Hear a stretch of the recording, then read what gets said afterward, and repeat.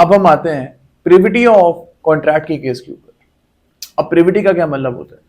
Privity का ये मतलब होता है that the person who is stranger to the contract, who is stranger to the contract cannot enforce the terms of the contract।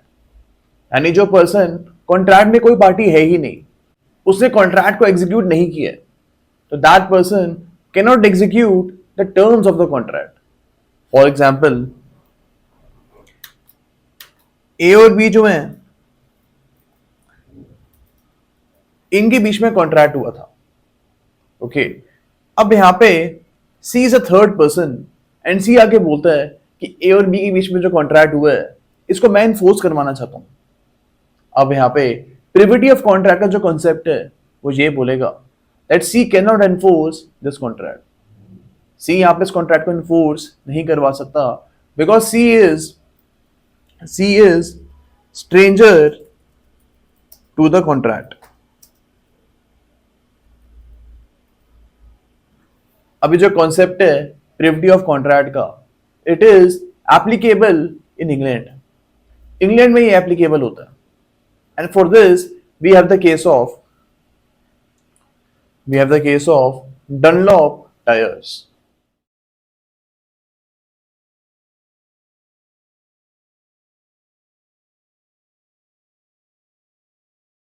अब इस case में क्या हुआ था कि जो टायर कंपनी थी, for example A is the tyre company, इन्होंने बी को बोला, जो कि डिस्ट्रीब्यूटर था, B was the distributor of tyres. A ने बी को यहां पे बोला कि आप हमारे टायर बेच सकते हो, you can sell our tyres at the cost of 100 rupees और मोर। 100 रुपए इससे ज्यादा की कॉस्ट पे आप इस टायर को बेच सकते हो, but if you cell below the price of 100 rupees, अगर आप यहां पे 100 रुपए से कम का टायर बेचोगे, देन यू विल इंकर अ पेनल्टी ऑफ 5 रुपीज। तो आपको 5 रुपए की पेनल्टी देनी पड़ेगी। तो ये ए और बी के बीच में कॉन्ट्रैक्ट हुआ था एंड बी यहां पे मान जाता है एंड कॉन्ट्रैक्ट पूरा हो जाता है। अब आगे जाके बी जो है एक सी सब एजेंसी बनाता है, यानी you can say that B ने यहां पे एक सब्सिडियरी बना दी है। अब यहां पे कॉन्ट्रैक्ट तो ए और बी के बीच में हुआ था। In this case it was held that C can actually sell these tyres below 100 rupees. 100 रुपए से कम में सी इस टायर को बेच सकता है बिकॉज सी ने इस कॉन्ट्रैक्ट को एंटर अपॉन नहीं किया था। यहाँ पे प्रिविटी ऑफ कॉन्ट्रैक्ट एप्लीकेबल होगा एंड ए और बी जो है इन्हीं के ऊपर terms of contract will be applicable. Terms of contract will be applicable only upon the parties of the contract. And since C was not a party of this contract, यहाँ पे इसके ऊपर 100 रुपए वाली कंडीशन नहीं लगेगी। अब ये तो हमारा इंग्लिश केस हो गया, बट इंडिया में भी प्रिविटी ऑफ कॉन्ट्रैक्ट का जो कॉन्सेप्ट है वो एप्लीकेबल होता है and for this we have the case of MC Chacko.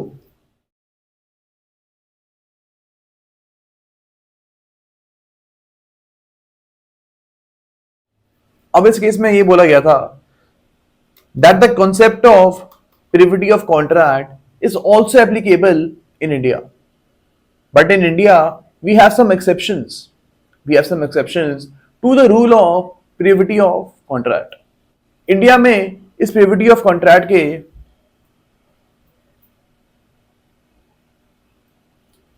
India में privity of contract का जो कॉन्सेप्ट है इसके कुछ एक्सेप्शंस हैं। यहां पे जो पहला एक्सेप्शन है वो है charge. First exception is charge. अब यहां पे हमारे सामने ख्वाजा मोहम्मद खान का केस है।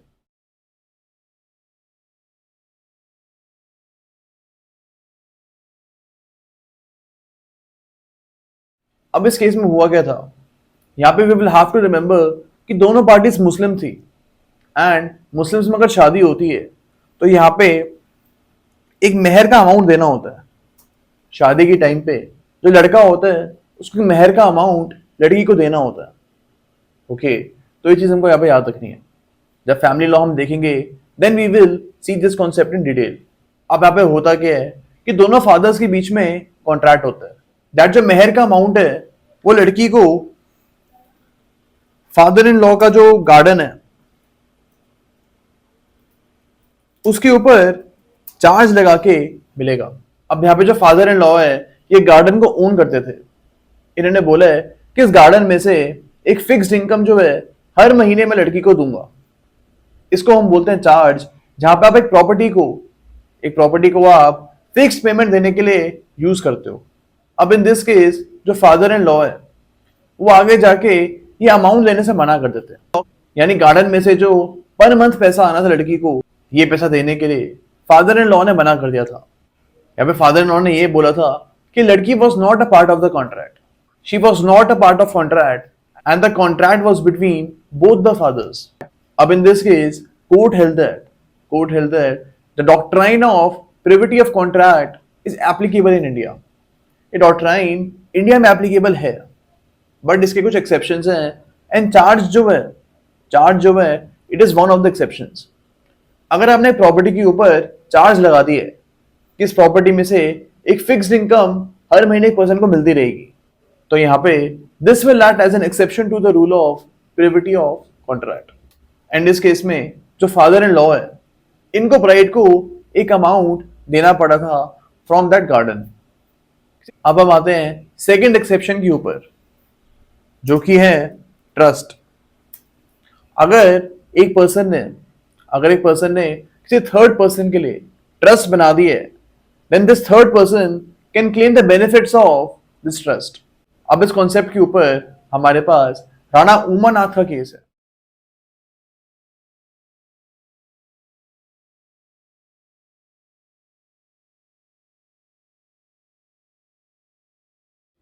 अब इस केस में हुआ क्या था कि जो फादर है दैट इज ए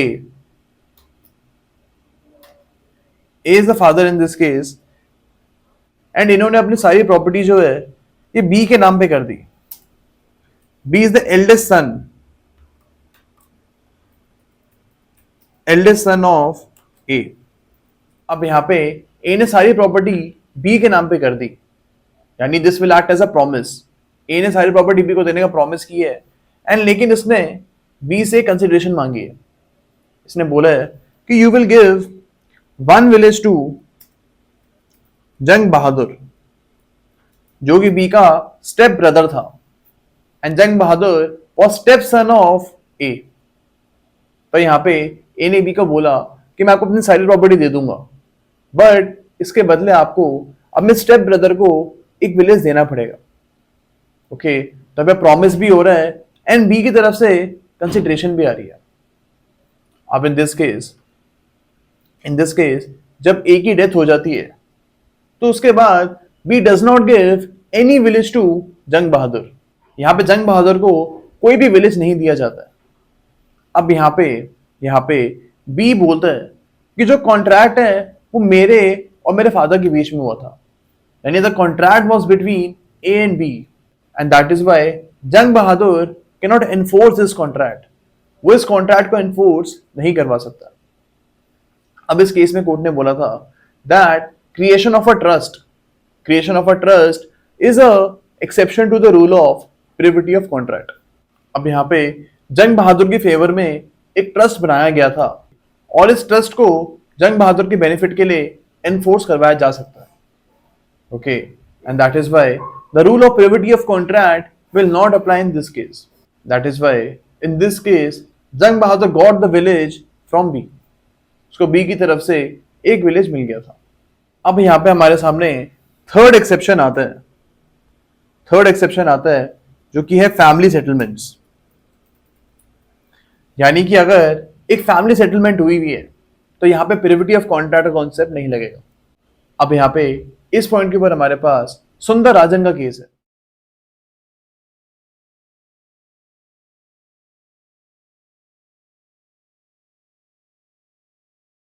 अब इस केस में क्या हुआ था, यहां पे दो ब्रदर्स जो हैं इन्होंने एग्री किया था कि जो भी प्रॉपर्टी है वो हम दोनों डिवाइड कर लेंगे। इन्होंने एक हिस्सा अपनी सिस्टर के लिए भी रखा था, एक हिस्सा इन्होंने अपनी सिस्टर के लिए भी रखा था, एंड आगे जाके इस सिस्टर की मैरिज हो जाती है। अब यहाँ पे सिस्टर जो है वो अपना एक शेयर मांगती है ब्रदर्स से, एंड आगे जाके brothers deny this share to the sister. अब यहाँ पे जो ब्रदर्स है उन्होंने ये डिफेंस लिया था कि कॉन्ट्रैक्ट हम दोनों के बीच में हुआ है, and that is why the sister can not claim anything from this contract. अब यहाँ पे कोर्ट ने बोला था कि सिस्टर को यहाँ पे उसका शेयर मिल जाएगा, बिकॉज यहाँ पे एक फैमिली सेटलमेंट हुई है, एंड यहाँ पे प्रिविटी ऑफ कॉन्ट्रैक्ट का जो कॉन्सेप्ट है वो नहीं लगेगा, and even sister can enforce this contract.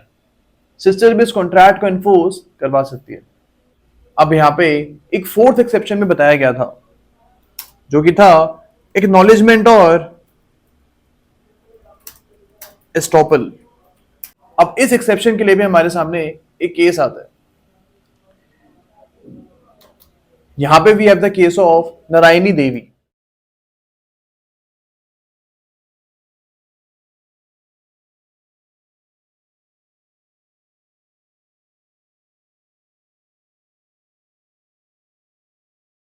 अब इस केस में क्या हुआ था, यहां पे there is a person called B. B ने यहां पे सी कंपनी के शेयर्स ले लिए थे। B had purchased shares of C company. अब इन दिस केस यहां पे ये एग्रीमेंट हुआ था कि C will actually give 500 rupees per month to B. C यहाँ पे 500 रुपए पर मंथ बी को देगा, ये एग्रीमेंट हुआ था। एंड यहाँ पे बी के डेथ के बाद जो बी की वाइफ ए है इनको 200 रुपए मिलेंगे पर मंथ, यानी जब तक बी जिंदा है तब तक उसको 500 रुपए पर मंथ मिलेंगे, एंड जब बी की डेथ हो जाएगी तो उसके बाद 200 रुपए पर मंथ ए को मिलेंगे, who is the wife of B. अब यहाँ पे इन दिस केस जब बी की डेथ हो जाती है उसके बाद C does not give any money to A. वो ए को यहाँ पे कोई पैसा नहीं देता, और वो यहाँ पे ये लॉजिक लेता है that A was stranger to the contract, and that is why उसको कोई बेनिफिट नहीं मिलेगा। अब यहाँ पे कोर्ट ने बोला है that the concept of privity of contract does not apply on acknowledgements और एस्टॉपल। इस केस में एस्टॉपल लग गया। यहाँ पे सी ने पहले रिप्रेजेंटेशन करी थी, एंड उसके बेसिस पे बी ने उसके शेयर्स खरीद लिए। अब आगे जाके C can not actually refuse to perform his part of the contract. C यहाँ पे अपनी बात से नहीं मुकर सकता है, एंड यहाँ पे एस्टॉपल लग जाएगा, and that is why here A actually got the benefit of 200 rupees per month from C. अब इस केस में हमारे सामने एक फिफ्थ एक्सेप्शन भी आया था।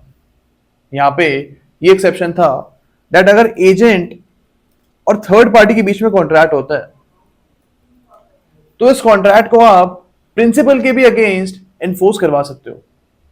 एजेंट और थर्ड पार्टी ने कॉन्ट्रैक्ट किए, then in this case this contract can also be executed against the principal. अब प्रिंसिपल ने कोई साइन यहाँ पे नहीं किया था, स्टिल यहाँ पे इस कॉन्ट्रैक्ट को आप प्रिंसिपल के अगेंस्ट एनफोर्स करवा सकते हो। तो यहाँ पे we can say that the concept of privity of contract is not applicable. Okay, तो ये कुछ एक्सेप्शंस हमको इस केस में बताई गई थी जब privity of contract concept apply नहीं करेगा।